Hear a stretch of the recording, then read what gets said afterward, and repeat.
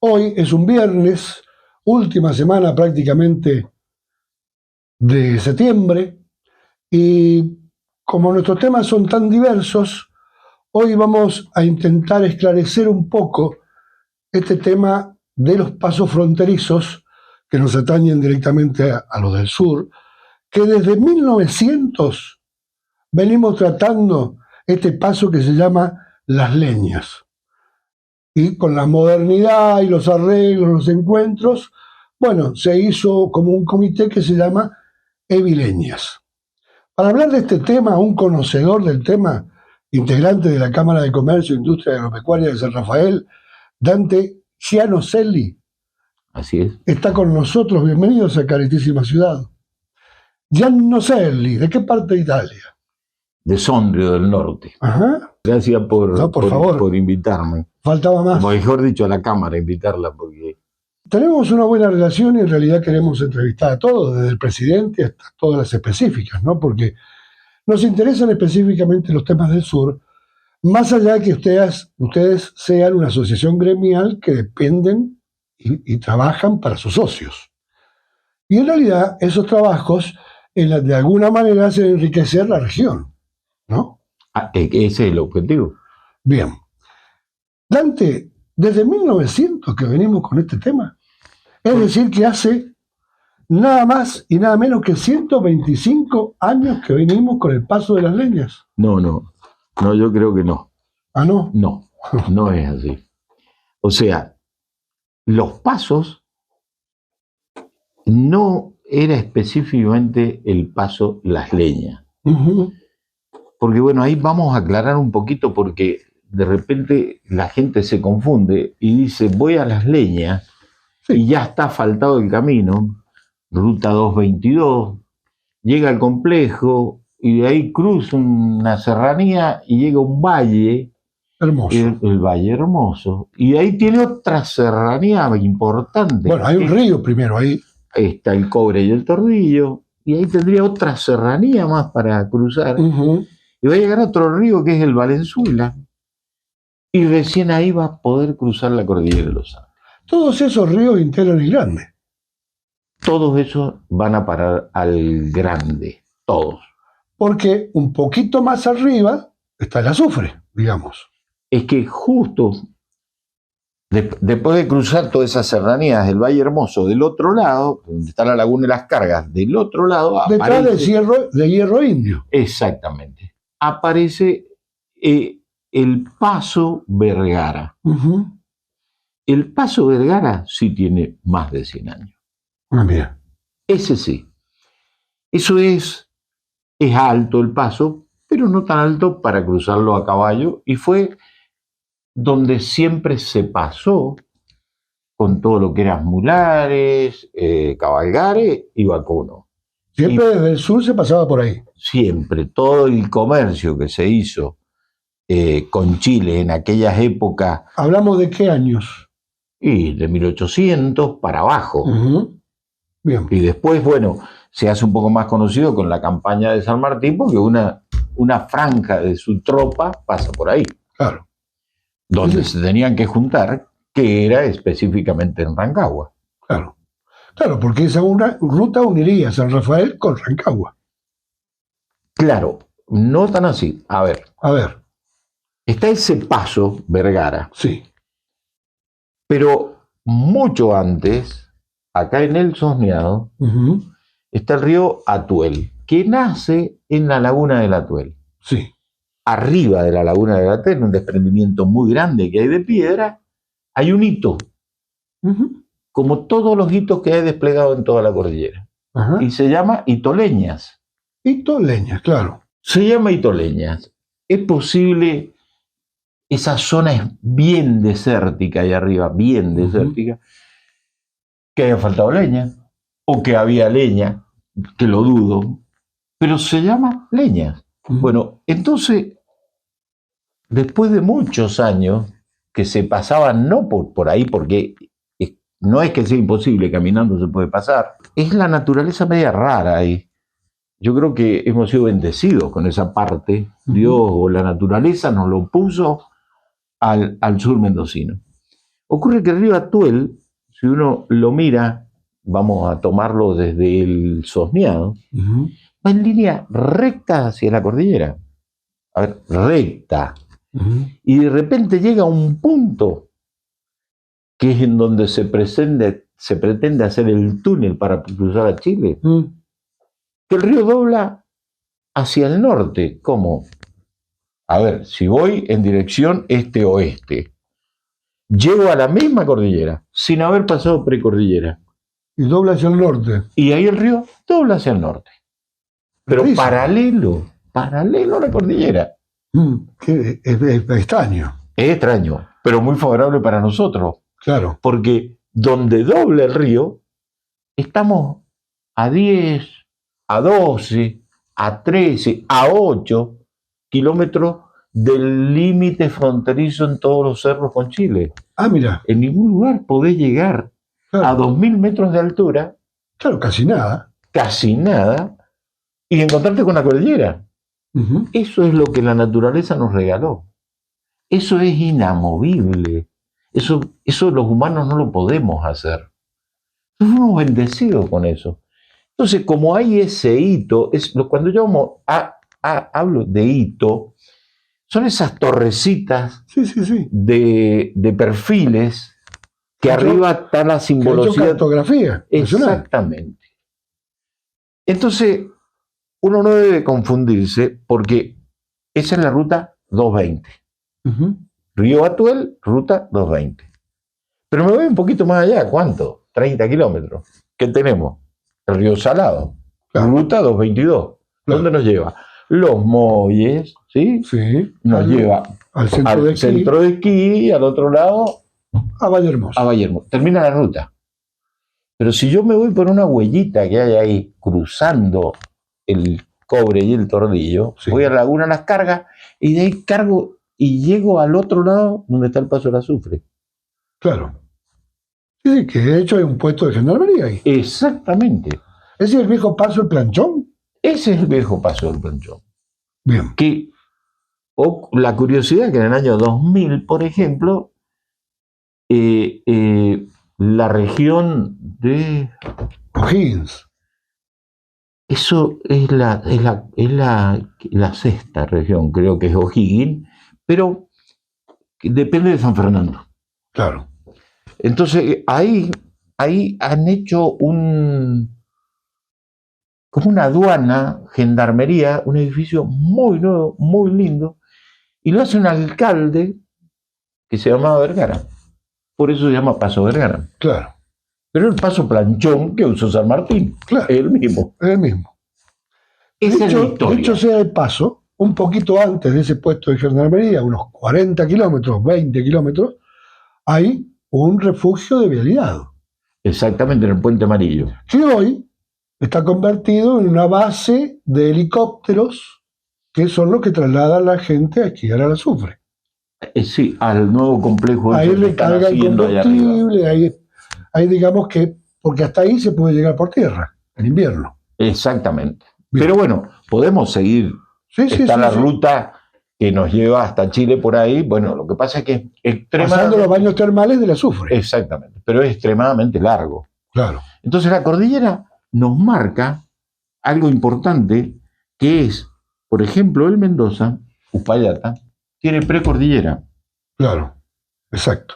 Entonces yo tengo que salir de Luján y voy subiendo, llego a Uspallata y sigo subiendo y todo subir hasta llegar a 3.500, 3.800 metros para pasar por el Paso Libertadores.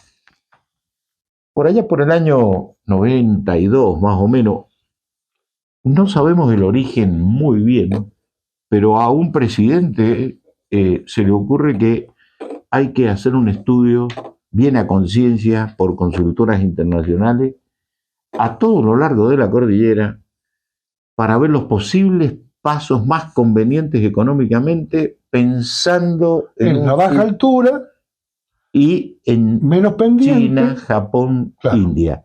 Bien futurista. La conexión del Pacífico. La conexión al Pacífico. Entonces manda un grupo de gente, un grupo de empresas consultoras, eran 4 empresas. Había una sola argentina y una americana, una austríaca, Geoconsul. Bueno, hacen el estudio y presentan el informe. En ese informe hacen 82 estudios de posibles pasos. Es un trabajo muy importante, importantísimo. Si habría que hacerlo hoy, cuesta una fortuna. Aparte de 82 pasos, más que importantes, digamos. Más que importante. La conclusión de los 82 empiezan a descartar, quedan 5, y en ningún momento pensando en que si el paso está hecho o no está hecho. Si el paso lo usaron San Martín, los realistas o los arrieros. En ningún momento. Esto era netamente información y conseguir un corredor bioceánico que usara, que uniera con el Mercosur. Fue cuando se empieza a hablar del Mercosur. Cuando Chile se adhiere al Mercosur. Exactamente. Cuando unir Brasil, Uruguay, Argentina y Chile, pero por un corredor central, en donde tomara los puertos más importantes nuestros, Puerto Buenos Aires, Bahía Blanca y Santa Fe. Y en el corredor también llegar a Chile, a la zona importante de ellos. Constitución, San Antonio. Y Valparaíso. Muy bien en aquella época pensado. Esas consultoras dan el informe y después de ir descartando, ya habían pasos a Chile, estaba el paso Libertadores, como el paso de Jama. Sí, que cuando se cierra pierde 250 millones de dólares. Una anuales. Fortuna. Anuales. Es una fortuna lo que se pierde. Cada vez que se cierra. Cada vez que se cierra. Ya vamos a llegar a la parte económica. Bien. Es importante tener en cuenta. Pero de repente, de todas estas consultoras dicen, el mejor lugar es en un lugar que se llama Itoleñas. Y ahí se debería hacer un paso internacional llamado Túnel de Baja Altura, Paso Las Leñas. Claro. Pero sí sabemos que es la variante más económica para construir ya en el año 92. Más económica. Donde no había la tecnología de hacer un túnel, que ahora estamos sobrados en eso, ¿no es cierto? Pero era el más corto y para unir un país por la zona más rica del país.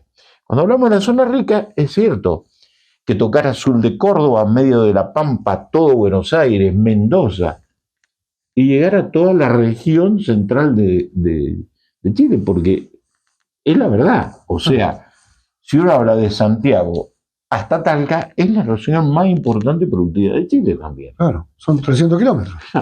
Pero está muy bien cómo se hizo el estudio. Y ahí termina. La mejor variante, pero no hay nada acá.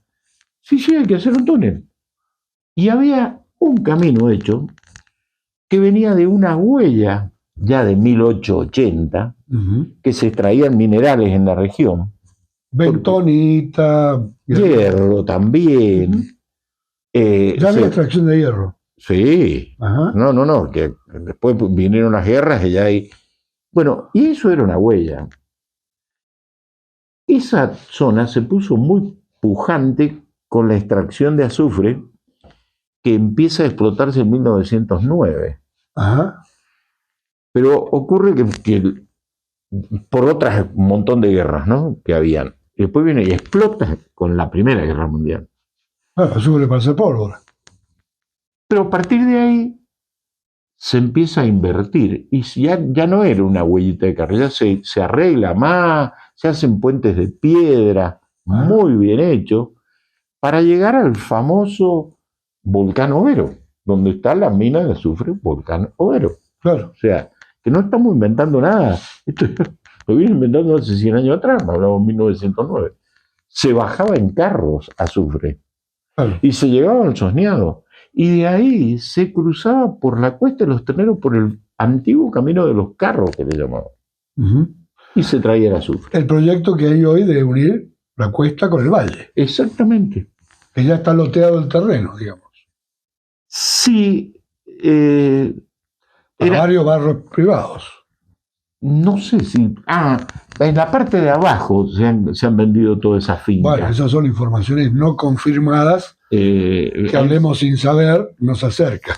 Pero sí, se han vendido muchas fincas ahí. Está muy bonita, se está poniendo esa zona. No es que esté, es bonita. Es bonito. Es bonita. Ocurre que con el correr de los años, en 1938, se hace un hotel 5 estrellas de arriba. El famoso Hotel Termas El Soñado. El de piedra que sale cada 2 por 3 en los diarios porque Es una reliquia. es algo maravilloso. Pero si la gente supiera lo que era eso, si supieran que ahí la vajilla era de porcelana y los cubiertos de plata, era algo importantísimo. Aparte de los baños termales. Aparte, que eran un lujo también. Un lujo dentro del hotel, baños termales, y fuera del hotel, la pileta termal. Sí, eso para el populaje, digamos. Y ahora, que vamos cualquiera, pero los mismos que se alojaban en el hotel, pero era un hotel que venía la gente en ferrocarril a San Rafael, y algunos se mandaban su autito, su forá, y se iban hasta allá en autito, Pero era desde pasar más o menos 10, 15 de diciembre hasta primeros días de marzo. O sea, se instalaban, era gente... Aparte de una zona maravillosa. Una zona maravillosa. Y se explotaba simultáneamente el azufre. El hotel del 38 dura hasta el 53 y ahí lo abandonan. Las causas del abandono... No se sabe. La verdadera no se sabe. Se hablan un montón de teorías. No es el tema. ¿Cuáles son los rumores así? Dejémoslo a los rumores porque son rumores. No son buenos. Se abandona. En el 53, pero ocurre que en el 52 la mina del azufre había sido vendida a unos capitales argentinos, pero con socios estadounidenses. Y hacen una inversión inmensa y se hace el camino. Ya con motorniveladora, puentes de hormigón, y se hace el famoso puente de hormigón que está en el Arroyo Colorado, que estaba, lo llevó el agua, ahora 8 años más o menos. Y se empiezan a traer azufre y bueno, ya había llegado el ferrocarril al Sosneado, se cargaba en ferrocarril. Pero bueno, todo el furor que había del azufre para pólvora de la Segunda Guerra Mundial fue muy, muy bueno. Pero ocurre que vino la Guerra Fría y el azufre se vino abajo, bueno, y aquello no fue negocio y se abandonó. O sea... Sí, a pesar de que tenían que hacer 1000 y pico de kilómetros en tren. Sí. Sí, pero era negocio. Sí, seguía siendo negocio, digamos. Después de los últimos estudios que se hicieron, no hace tanto, fue en pandemia. Llaman a licitación para hacer los estudios antes de pandemia, hacen la primera etapa, el primer verano, viene la pandemia, pero tiene que seguir trabajando la empresa, que fue toda una odisea para la empresa porque gana una empresa de Chile. Tenía que hacer estudios del lado de Chile y del lado argentino, ¿no? Bueno, fue todo complicado porque no podían traer a sus geólogos, tuvieron que contratar geólogos acá en el país, pero mandar a los jefes de allá. Sí, era complicado. No, complicado. Era poco. A mí me pidieron que los asesorara, estuve como 3 meses, pero para poder sacar un geólogo en esa época había que hacer certificado del COVID de 24 horas. O sea, si no tenía tiempo de llegar de donde estaban trabajando ahí arriba, llegar a San Rafael, la municipalidad se portó, puso un médico para que lo hicieran análisis cada tanto, para poder llegar al aeropuerto. La verdad que fue una época complicada para esta gente que hizo los estudios ahí. ahí viene la parte importante. Empecemos a hablar Desde ahí en adelante. de una integración importante. ¿Qué es la integración? Esa pregunta me la hiciste vos fuera de cámara, ahora te la hago yo a vos. Mirá, la idea de hacer un túnel no es hacer un túnel, es integrar dos países con un mismo objetivo, tratar de que sus ciudadanos, su población vivan mejor.